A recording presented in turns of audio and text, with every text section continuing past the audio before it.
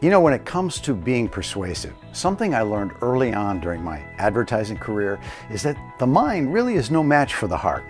Any audience you're trying to influence is like a rider on top of an elephant. Their rider represents your audience's analytical abilities.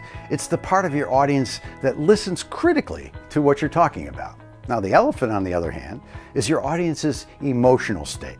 It represents how your audience is made to feel.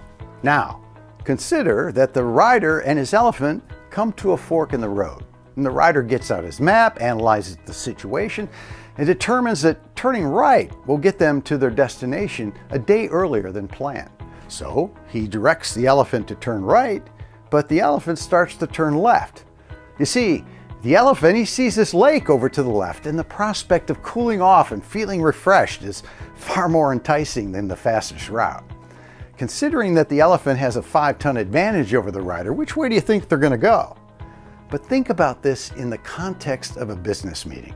You know, to me, preparing for a business meeting is a lot like writing a commercial. You're trying to sell something, a point of view, a recommendation, a positive impression, whatever. But all too often we assume that our audience is all rider and no elephant. But let's face it, sometimes your facts are dry and boring. How do you make them more interesting?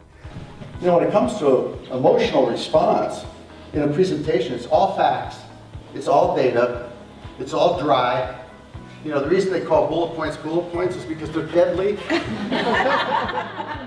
Well, if you were to study the most influential leaders and top salespeople in organizations, you'd notice one thing they do without fail.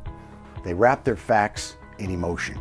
And they do this by telling stories and using analogies or metaphors. I'm not talking about campfire stories or 3 guys walk into a bar type stories. I'm talking about relevant and authentic personal anecdotes, real life examples that people can relate to.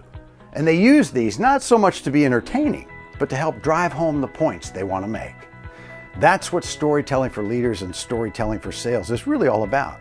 We provide participants with the practical methods, the tools, and the training that have helped thousands of leaders, salespeople, analysts, change agents all over the world to become captivating, engaging, and persuasive storytellers. It works. It just works.